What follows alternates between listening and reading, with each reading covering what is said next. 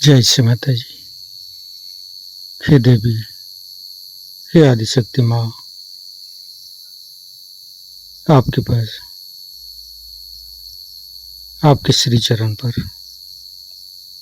विश्व के सारे संत आपके साथ ध्यान करने हेतु बैठी हुई है। कृपा करके आप पधारिए और सभी संतों को परम चैतन्य प्रदान कीजिए। हे देवी, आपके ऊपर हम पूर्ण रूप से समर्पित है। कृपा करके हमारे ऊपर दया कीजिए, कृपा कीजिए और हमारी प्रार्थना को स्वीकार कीजिए। माँ परम पूज्य श्री माता जी, आपके श्री चरण कमल पर कोटि कोटि नमन। कुंडली उठा के बंधन लेंगे।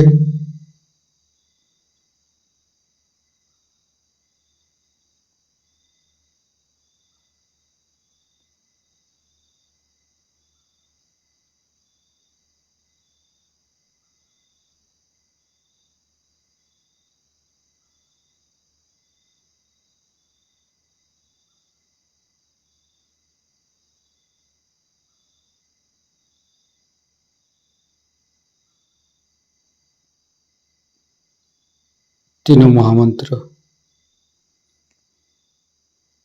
ओम तमेव साक्षात् श्री महालक्ष्मी महासरस्वती महाकाली त्रिगुणात्मिका कुंडली साक्षात् श्री आदिशक्ति माता जी श्री निर्मला देवी नमो नमः। ओम तमेव साक्षात् श्री कल्की साक्षात् श्री आदिशक्ति माता जी श्री निर्मला देवी नमो नमः। ओम तमेव साक्षात् श्री कल्की साक्षात् श्री सहस्रार स्वामिनी मोक्ष प्रदायिनी माता जी श्री निर्मला देवी नमो नमः। गणेश मंत्र। ओम तमेव साक्षात् श्री गणेश साक्षात् श्री आदिशक्ति माता जी श्री निर्मला देवी नमो नमः। दोनों हाथ खुला हुआ परम पूज्य श्री माता जी के सामने।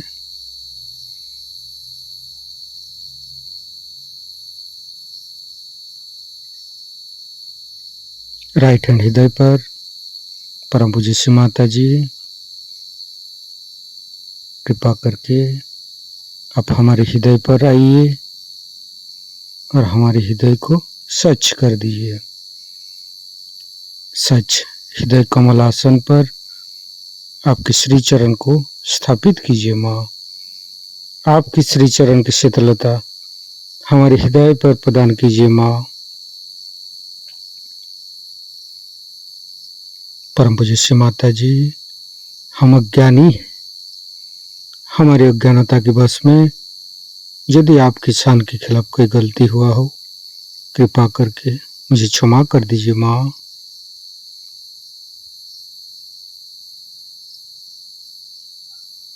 दोनों हाथ श्री माता जी की तरफ। परम पूज्य श्री माता जी, आप ही तो प्रभु गणेश है। कृपा करके हमारे तीनों लाडली सात चक्र में समस्त दोषों को, समस्त रोगों को दूर कीजिए।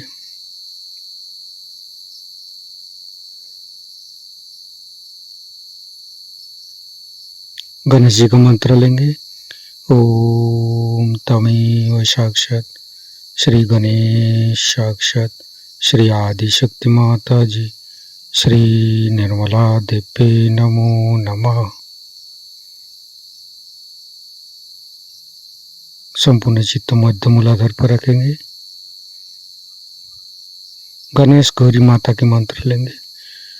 ओम तमेव साक्षात श्री गणेश गौरी माता साक्षात श्री आदि शक्ति माता जी श्री निर्मला देवी नमो नमः।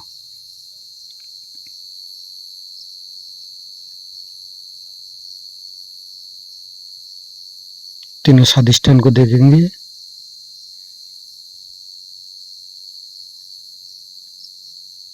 लेफ्ट स्वादिष्ठान,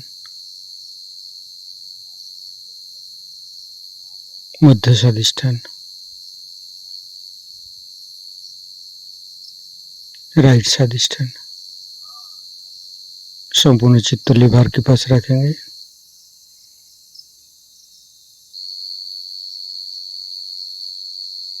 परम पूज्य श्री माता जी, आपकी श्री चरण की शीतलता हमारे लिभार पर प्रदान कीजिए। चंद्रदेव का मंत्र लेंगे। ओम तमेव साक्षात श्री चंद्रदेव साक्षात श्री आदि शक्ति माता जी श्री निर्मला देवी नमो नमः। हिमालय का मंत्र लेंगे। ओम तमेव साक्षात श्री हिमालय साक्षात श्री आदि शक्ति माता जी श्री निर्मला देवी नमो नमः। संपूर्ण चित्त राइट स्वादिष्ठान पर लिवर के ऊपर ही रखेंगे। गणेश अथर्वशीर्ष पाठ करेंगे। ओम नमस्ते गणपतये तमेव प्रत्यक्षं तत्त्वमसि तमेव केवलं कर्तासि तमेव केवलं धर्तासि तमेव केवलं हर्तासि तमेव सर्वं खल्विदं ब्रह्मासि तं साक्षादात्मसि नित्यं हरितं वच्मि सत्यं वच्मि अवतं माम् अववक्तारम् अवसोतारम् अवदातारम् अवधातारम् अवानुचानमवशिष्यम् अवपश्चातात् अवपुरस्तात् अवोत्तरातात् अवदक्षिणातात् अवचोदातात् अवधरातात् सर्वतो मां पाहि पाहि समन्त्रात् तं वाङ्मयस्तं चिन्मयो तं आनन्दमयस्तं ब्रह्ममयो स्तं सच्चिदानन्दादित्यसि स्तं प्रत्यक्षं ब्रह्मासि स्तं ज्ञानमयो विज्ञानमयोऽसि सर्वं जगदं तत्तो जयते सर्वं जगदं तत्तोत्तिष्ठति सर्वं जगदं त्वयि लयमस्यति सर्वं जगदं त्वयि पत्येति तं भूमिरापो नालो नीलो नमः स्तं चत्वारि वाक्पदानि स्तं गुणत्रयातीतो स्तं देहत्रयातीतो स्तं कालत्रयातीतो स्तं मूलाधारस्थितोऽसि नित्यं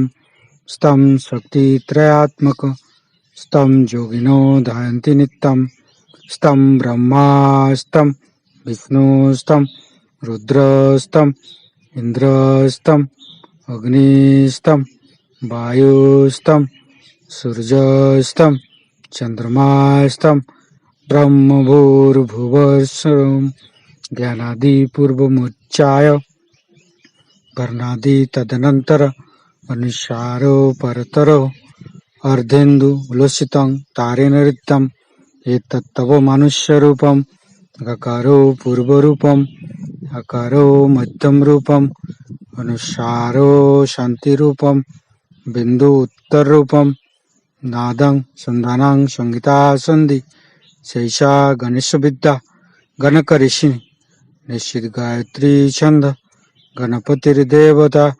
ओम गं गणपतये नमः।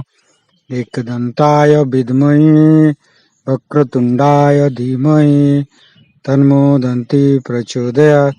एकदन्तं चतुर्हस्तं पाशमंकुशधारिणं रदं च वरदं हस्ते बिभ्राणं मूषकध्वजं रक्तं लंबोदरं शूर्पकर्णकं रक्तवाससं रक्तगन्धानुलिप्ताङ्गं रक्तपुष्पे सुपूजितं भक्तानुकम्पिनं देवं जगत्तारणमच्युतम् आविर्भूतं च सृष्ट्यादौ प्रकृते पुरुषोत्तरम् एवं धारन्त्यो नित्यं स योगी योगिनो वर।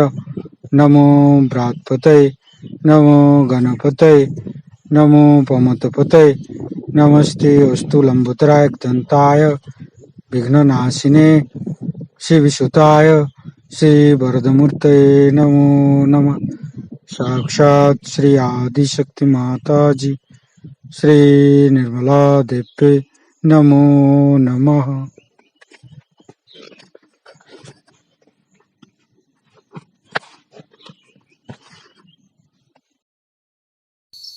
संपूर्ण चित्त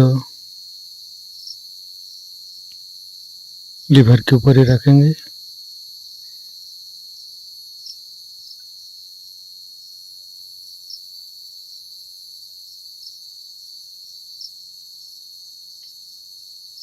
फिर तीनों नाभि एक एक चक्र को देखते रहेंगे।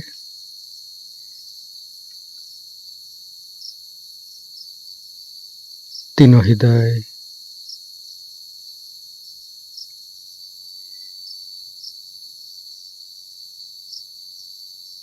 तीनों विशुद्धि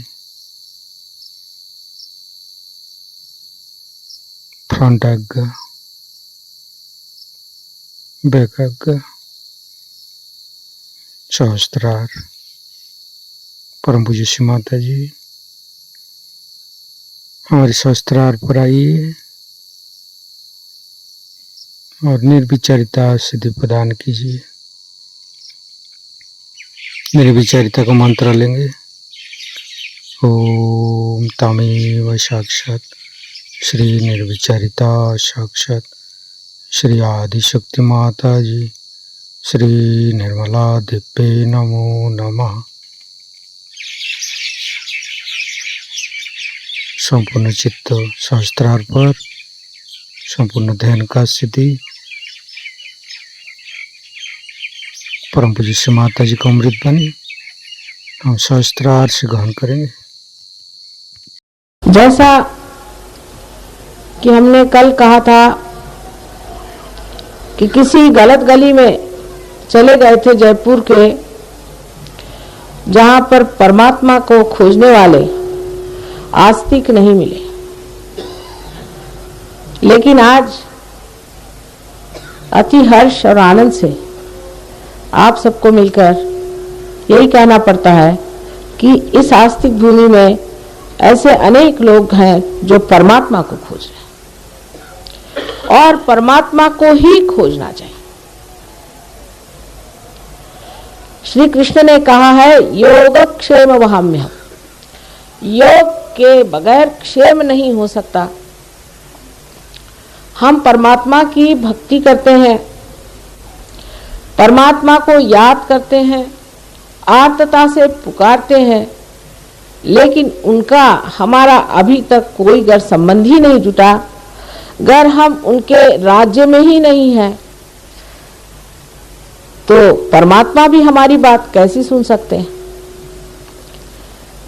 सुदामा जी को भी श्री कृष्ण से मिलने जाना पड़ा।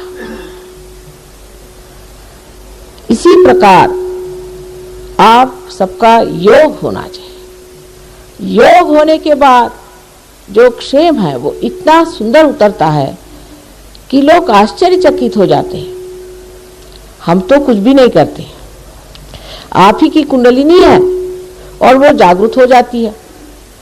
इस पृथ्वी पर अगर आप बीज डाल दें तो ये पृथ्वी माता स्वयं ही उसे अंकुरित कर देती है, लेकिन वास्तविक वो क्या करती है? आप ही बीज हैं और आप ही अंकुर हैं और आप ही शक्ति है, सिर्फ उसकी चालना मात्र करने की है।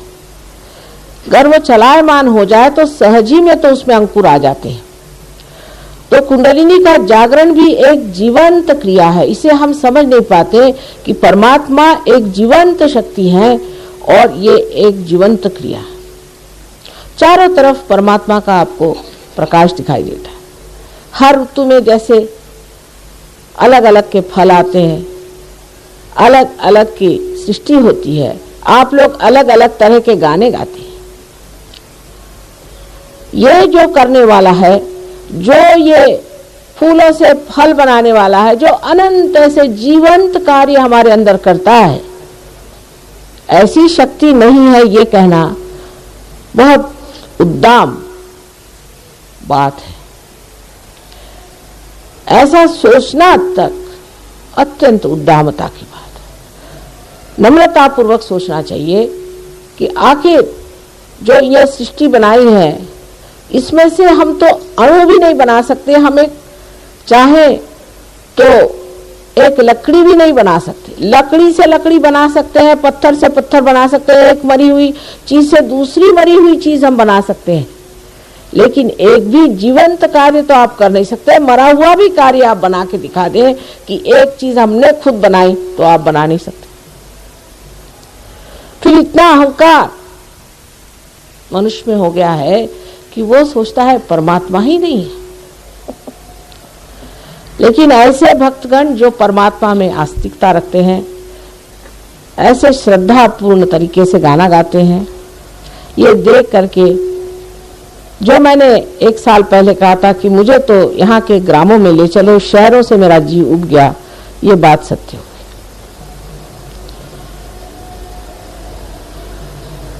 आज श्री कृष्ण ही की बात कहेंगे, क्योंकि आपके यहाँ श्री गोविंद जी का इतना सुंदर मंदिर है।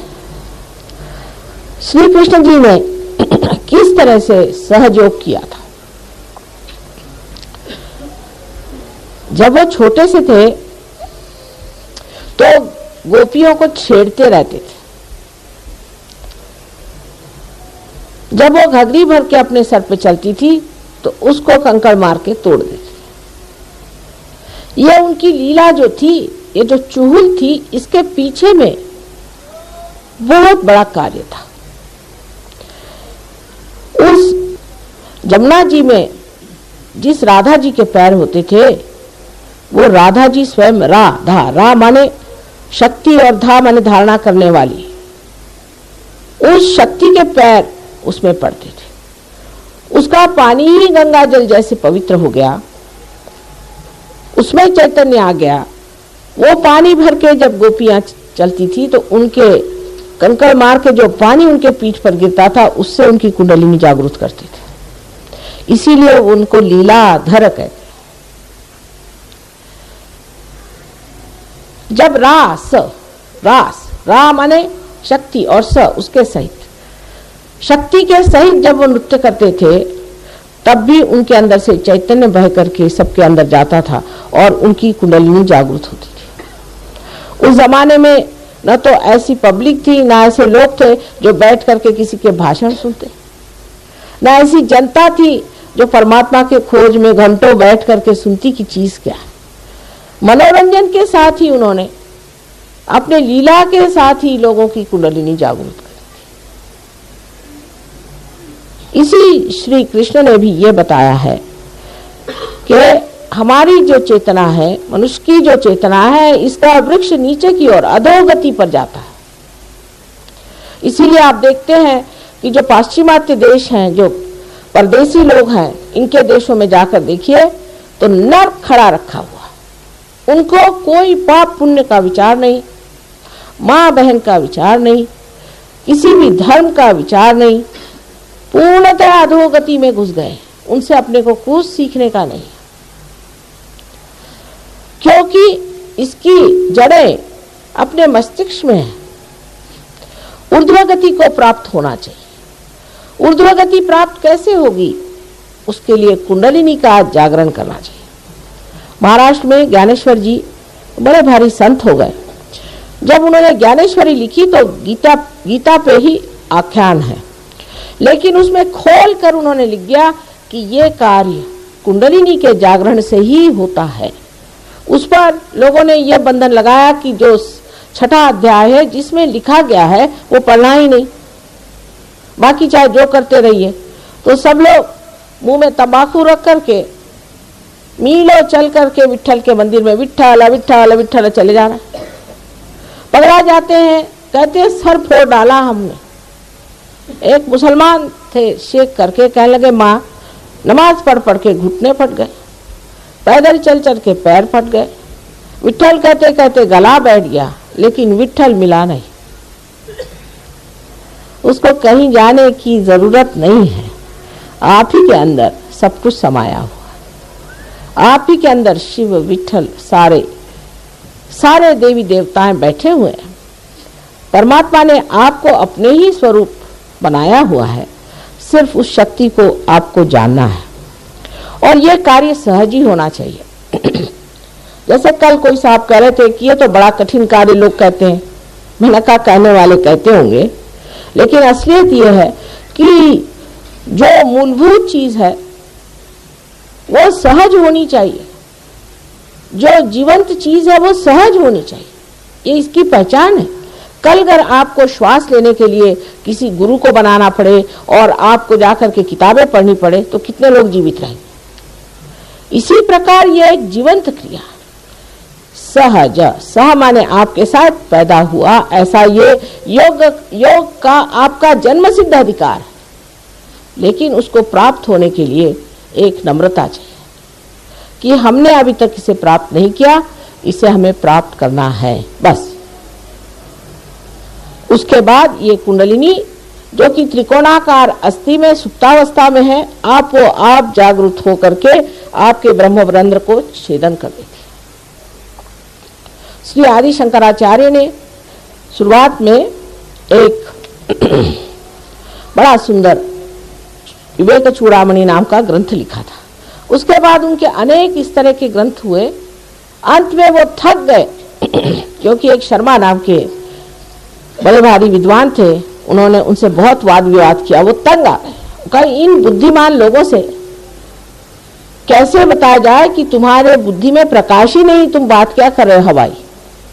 अंत में उन्होंने सौंदर्य लहरी नाम का एक बड़ा सुंदर ग्रंथ लिखा है जिसमें सिर्फ माँ की स्तुति लिखी है और हर श्लोक जो है एक मंत्र है। उस मंत्र के जागरण से आपकी कुंडलिनी जागृत होनी चाहिए। लेकिन ये सब चीज परमात्मा के शास्त्र के अनुसार है। ऐसे नहीं कि किसी ने आपको मंत्र दे दिया राम कहो राम कहो। नारद ने दिया हुआ मंत्र दूसरा होता है, लेकिन हर आदमी आता है कहता है तुम राम कहो। राम क्यों कहो पूछिए। राम का भी एक चक्र है, श्री राम का चक्र है। क्या आपका वो चक्र खराब हो गया है जिस वजह से कह रहे श्री राम को? हर एक चक्र पे एक एक देवी देवताएं बैठे हुए हैं। जो इसे जानता है और समझता है उसी को ये कार्य करना चाहिए। जिस वक्त कुंडलिनी का जागरण हो जाता है तो यह षट चक्रों को छेदती हुई ब्रह्मरंध्र को छेदती है और सर में से ठंडी ठंडी हवा, आपके अपने सर में से ठंडी ठंडी हवा, जिसको श्री शंकराचार्य ने सलीलम सलीलम ठंडी ठंडी हवा कहा। जितने भी धर्मों कि आप पुस्तक पढ़िए, जितने भी धर्म हो गए सब धर्मों में इसका वर्णन है कि आपका फिर से जन्म होना चाहिए। ब्राह्मण को भी द्विज कहा गया है, माने जिसका फिर से जन्म हुआ, माने कोई झूठ मूठ का जन्म नहीं होता है, असलियत का जन्म। माने ये कि आपका ब्रह्मरंध्र छेद करके कुंडलिनी का जब जागरण होता है तो आपका दूसरा जन्म होता है कि आप आत्मा स्वरूप हो जाते हैं।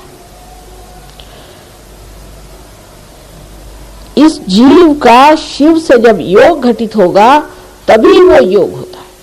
वो कुछ कहने से कि हम योगी हैं, आप योगी नहीं हो जाते। आप योगी हैं तो आपके अंदर शक्ति क्या है? लोग हैं पैसे के लिए दौड़ते हैं, क्या परमात्मा को पैसा वैसा कुछ समझ में आता है क्या? हम देहातों में जाते हैं लोग हमें 10 पैसे देंगे, 25 पैसे देंगे। हमने कहा भाई हम पैसा नहीं लेते, अच्छा 1 रुपया ले लो। उनकी समझ में नहीं आता है कि परमात्मा का पैसे से कोई संबंध नहीं है। आप पृथ्वी माता को अगर पैसा दे तो तब क्या वो बीज उगाती है? वो तो अपने स्वभाव से ही उस कार्य को करती है, उसका कोई लेना देना बनता नहीं, ये उसका स्वभाव है। जिस स्वभाव में वो बैठी हुई है उसी स्वभाव से वो कार्यान्वित है। क्या आप सूर्य कुछ पैसा चढ़ाए तो क्या सूर्य को पैसा लेना आता है? वो अपने स्वभाव से कार्यान्वित है। इसी प्रकार कुंडलिनी का जागरण भी हमारे स्वभाव से ही होता है, उसमें आपका हमारा देना लेना नहीं बनता।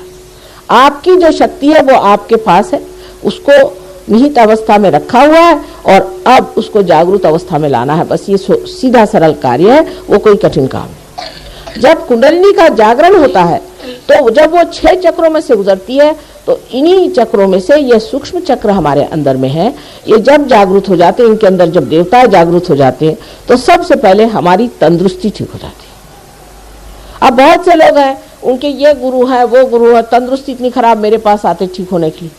मैंने कहा भाई एक माँ की दृष्टि से मैं पूछती हूँ कि तुमने गुरु रख छोड़े तो किस दिन के लिए? कम से कम तुम्हारी तंदुरुस्ती तो अच्छी रखे। माँ तो यही कहेगी होंगे गुरु होंगे, लेकिन क्या उन्होंने तुम्हें क्या फायदा किया?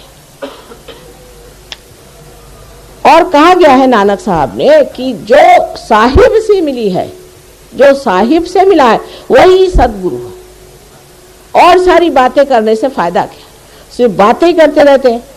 बात करने से कोई पेट भर सकता है या बात करने से क्या आत्मा प्राप्त हो सकता है? ये तो कृति है जिसे करना चाहिए, और जब तक यह कृति घटित नहीं होती तब तक आपको भी अंधता से नहीं चलना चाहिए। हमारे देश में 2 तरह के लोग मैंने देखे, एक तो अंधता में फंसे हुए हैं और एक तो बिल्कुल ही उद्दामता में। इन दोनों के बीच में सहयोग खड़ा करना बड़ा मुश्किल था, लेकिन हो गया। महाराष्ट्र में बहुत बड़ा खड़ा हो गया है और इस भूमि में राजस्थली में विशेष रूप से होना चाहिए, ऐसा मेरा पूर्ण विचार था। क्योंकि यहाँ चैतन्य जहां तहां मुझे दिखाई देता है, लेकिन आप लोग मुझे मिले नहीं थे उस वक्त। इसलिए मैं सोचती थी कि ऐसे कैसे हो सकता है कि इतने आस्तिक भूमि में असली लोग नहीं होंगे, सब यही नकली लोग हैं। अब आपसे मिल लिया है तो कुछ न कुछ कार्य जरूर हो सकता। कुंडलिनी के बारे में एक भाषण में तो कोई बता नहीं सकता, लेकिन ये आपकी शुद्ध इच्छा है। आपकी बाकी की जितनी भी इच्छाएं हैं वो अशुद्ध है। क्योंकि आज इच्छा हुई कि हमारे पास जमीन नहीं, फिर इच्छा हुई कि हमारे पास घर नहीं। कोई भी इच्छा पूर्ति होने से इच्छाएं पूर्ण नहीं हो जाती। दूसरी इच्छा आती, तीसरी इच्छा आती, चौथी इच्छा आती। ये तो अर्थशास्त्र इकोनॉमिक्स का बड़ा भारी सिद्धांत है कि पूरी इच्छाएं कभी पूर्ण नहीं होती। तो वो कौन सी चीज है जिसको प्राप्त करने से फिर कोई इच्छा ही नहीं रह जाती? वही शक्ति जिसे कि शुद्ध इच्छा कहना चाहिए। यह शुद्ध इच्छा हमारे त्रिकोणाकार अस्थि में व्यवस्थित रूप से परमात्मा ने रखी हुई है। और यह शक्ति शुद्ध इच्छा की जब जागृत हो जाती है और जब योग घटित होता है तो अब लेने का क्या है, पाने का क्या है, अब देने का। जब तक प्रकाश आता नहीं तब तक इस पर मेहनत होती है कि दीप कैसा जलाया जाए, लेकिन जब वो जल जाता है तब वो प्रकाश देता है। इसी प्रकार आपके भी अंदर ये दीप है और आप परमात्मा के मंदिर हैं, उसमें सिर्फ दीप जलाना मात्र है। अब लोग कहते हैं आप पापी हैं, आपने ये पाप कर्म किया, वो पाप कर्म किया, इसलिए भोग रहे हैं, वो कर रहे हैं, इसलिए इतना रुपया चढ़ाओ, पैसा चढ़ाओ। ये सब बेकार बात है। परमात्मा ने आपको मनुष्य स्थिति में ला दिया। पशु माने जो पाश में है उससे ला करके स्वतंत्रता में रख दिया है। अब स्व के तंत्र को जानना है। स्व का तंत्र माने अपने आत्मा का जो तंत्र है, उसे मात्र जानने से ही आप उस दशा में पहुंच जाते हैं जिसे हम योगी जन कहते हैं, जो परमात्मा के साम्राज्य में बैठे। पर योगियों के बारे में भी अपनी कल्पनाएं खूब सारी बनी हुई हैं कि जो घर द्वार छोड़ करके संसार से भागा पलायनवाद कर रहा है। भागना क्यों? हमारे यहाँ जितने साधु संत हुए सब घर द्वार में बैठे थे। किसने शादी नहीं की थी? क्या श्री राम ने विवाह नहीं किया था कि श्री कृष्ण ने विवाह नहीं किया था? संसार में रह करके ही परमात्मा को पाना है। इससे भागने वाले कभी परमात्मा को नहीं पा सकते। भगेड़ू लोगों को क्या मिल सकती है शक्ति? अगर शक्ति होती तो भागते क्यों? इसमें कोई भी चीज ऐसी नहीं है जिसे आपको छोड़ना है, लेकिन जो चीज अपने चेतना के विरोध में बैठती है वो अपने आप छूट जाएगी। मैं बताऊंगी नहीं, बस इस गली में आप आ जाइए, अपने आप सब बातें छूट जाएंगी। मुझे कहना नहीं पड़ेगा, मैं कहूंगी नहीं तो आधे लोग शायद उठ के ही चले जाए। अपने ही आप काम बन जाएगा। आपके अंदर जब ये टिमटिमाता हुआ दिया आ जाएगा, आप खुद ही देख लेंगे, आप स्वयं शक्तिशाली हो जाएंगे और आप स्वयं अपने गुरु हो जाएंगे और आप जान जाइएगा कि ये चीज क्या है, क्योंकि आपके हाथों से ही चैतन्य बहना शुरू होगा। यह जो सर्वव्यापी चैतन्य शक्ति है जिससे सारे जीवंत कार्य संसार में होते हैं, वो पहली मर्तबा वो सूक्ष्म शक्ति आपके हाथ में लगेगी और आप आश्चर्यचकित होंगे कि माँ ये क्या शक्ति है। अब बस इतना बताना है कि अगर इस उंगली में जलन हुई या इस उंगली में ठंडक आई या इस उंगली में कुछ हुआ तो ये कौन से चक्र है। इस तरह से 5, 6 और 7 चक्र हमारे अंदर जो है वो इस हाथ में और इस हाथ में, इधर भावना और इच्छाएं और इधर शरीर और बुद्धि, जिसको कि हम कहते हैं कि कार्य शक्ति। तो इधर जो है इच्छा शक्ति है और इधर कार्य शक्ति है। ये दोनों शक्तियां के बीच में जो शक्ति है वो धर्म शक्ति है। इसका यह मतलब नहीं धर्म शक्ति का कि आप ढकोसलेबाजी करें। धर्म जो है वो हमारे अंदर का पूरा बैठा हुआ एक मानव का स्वरूप है। जैसे कि कार्बन के अंदर 4 वैलेंसी होती है, ऐसे मनुष्य के अंदर 10 है। यह 10 धर्म अगर मनुष्य के अंदर नहीं हो तो मानव नहीं है और इससे संतुलन आ जाता है। और संतुलन इसलिए जरूरी होता है कि जब किसी चीज की उड़ान करनी होती है तो उसमें अगर संतुलन नहीं रहे तो वो चीज उड़ ही नहीं सकती, कायदे से चढ़ नहीं सकती।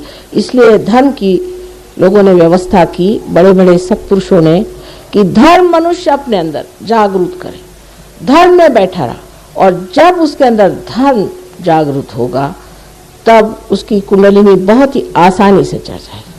अब इसके लिए ये मतलब नहीं कि आपने कहाँ जा करके धर्म करने का, ये मतलब नहीं कि आप जा करके कितने लोगों को आपने पैसा बांटा कि क्या किया।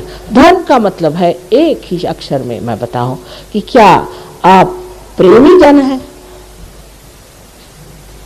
प्रेम यही आत्मा का स्वरूप है, उसका प्रकाश सत्य है, लेकिन प्रेम परमात्मा ने किया, इसीलिए सारी सृष्टि रची और आपको बनाया और उसी प्रेम में ही उसने आपका सत्कार किया हुआ है, आपको आवाहन किया है कि आप उनके दरबार में पधारें और व्यवस्थित रूप से अपने कृपालु पिता का जो कुछ आशीर्वाद है उसका पूरी तरह से उपभोग लें। आपको किसी तरह से दुख ताड़ना देने का उनका कभी भी विचार नहीं था और ना वो कभी देते हैं। जो देती है तकलीफ वो हमारे ही बनाए हुए घरौंदे और हमारे ही बनाए हुए जेल, हमारे ही दिमागी जमा खर्च से इंसान ने जो घरौंदे बनाए हैं उसी का दुख हम उठाते हैं। परमात्मा ने तो सारी सृष्टि जैसे पक्षियों के लिए गाने के लिए बनाई है, ऐसे आपके लिए भी आनंद की बनाई। उस आनंद की स्थिति में आपको जाना है। और कल मैं आपको और सहजों के बारे में, चक्रों के बारे में बताऊंगी और परसों मैं आपको आत्मा का स्वरूप बताऊंगी। इस भाषण का तो कोई अंत नहीं, मेरे न जाने हजारों भाषण हो चुके हैं और तो भी सब लोग कहते हैं कि माँ हर बार आप कोई नई बात कहती हैं। लेकिन सबसे बड़ी बात है कि सबसे जो अपना सत्य है वो एक है कि हम आत्मा स्वरूप है, उसे प्राप्त होना है।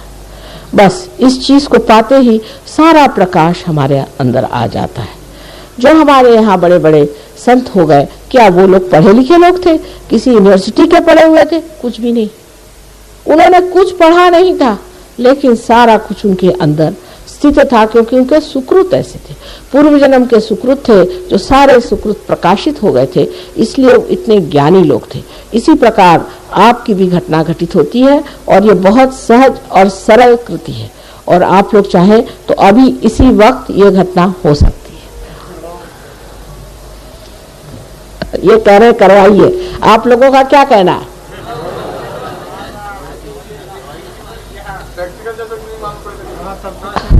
हाँ हाँ, प्रत्यक्ष ही होना है।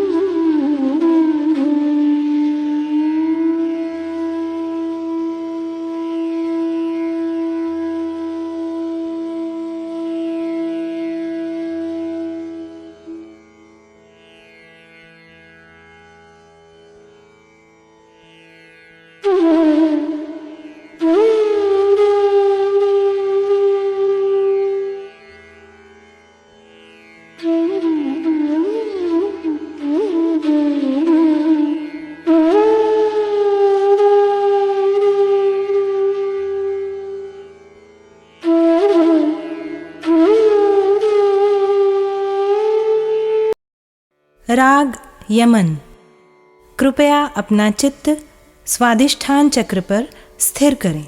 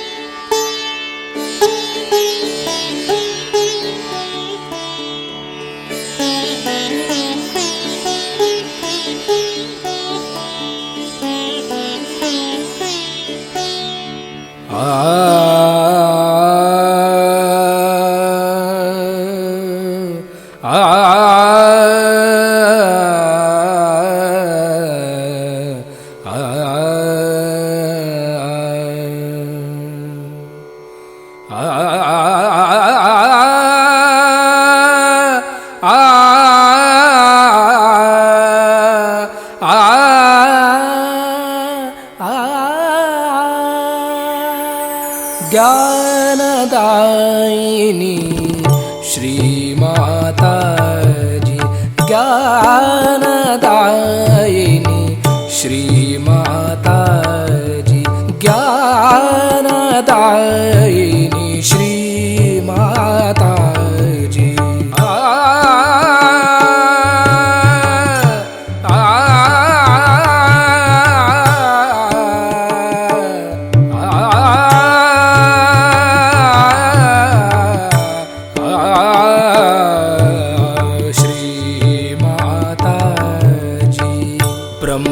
स्वरूपिणी मात सरस्वती, ब्रह्मस्वरूपिणी मात सरस्वती, ब्रह्मस्वरूपिणी मात सरस्वती, ज्ञानदायिनी श्री माताजी। पम गम पर पम गम पम गरे सा निरे ग गरे गम म गम पम गरे सा निरे गरे गम पम गम पद पम गम पम गम पम गरे गरे सा।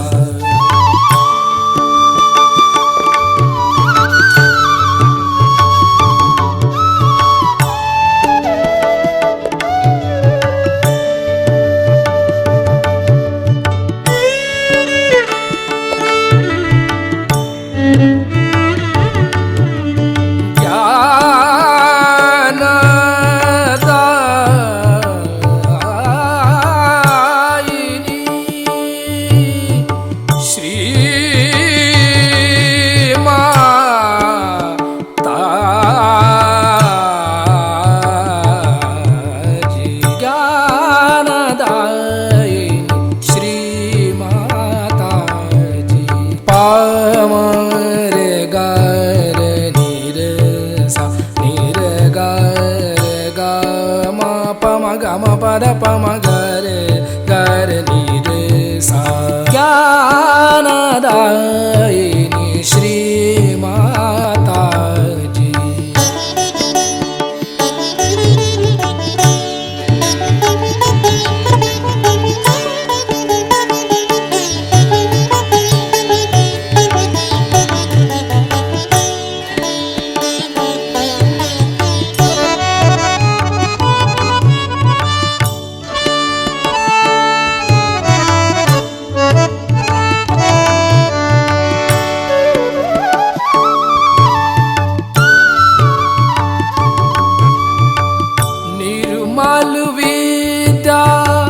कावर दो माँ निर्मल विद्या, कावर दो माँ निर्मल विद्या।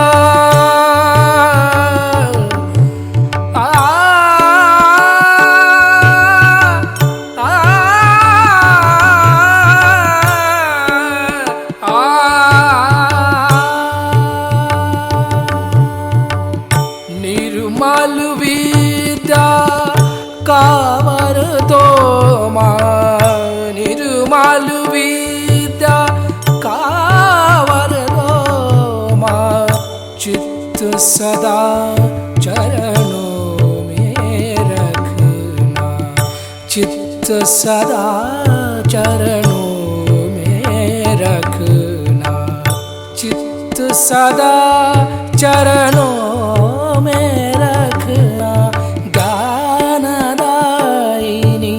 श्री माता जी, ज्ञानदायिनी श्री माता जी, ज्ञानदायिनी ज्ञानदायिनी ज्ञानदायिनी श्री माता जी। ओ त्वमेव साक्षात् श्री ब्रह्मदेव सरस्वती साक्षात् श्री आदिशक्ति माता जी, श्री निर्मला देवे नमो नमः।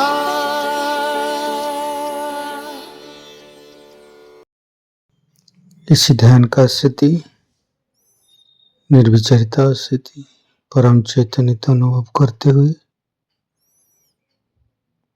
परम पूज्य श्री माता जी, आज का ध्यान आपने करा के हम सभी को जो परम चैतन्य का अनुभव कराया, इसके लिए मैं आपको कोटि कोटि नमः।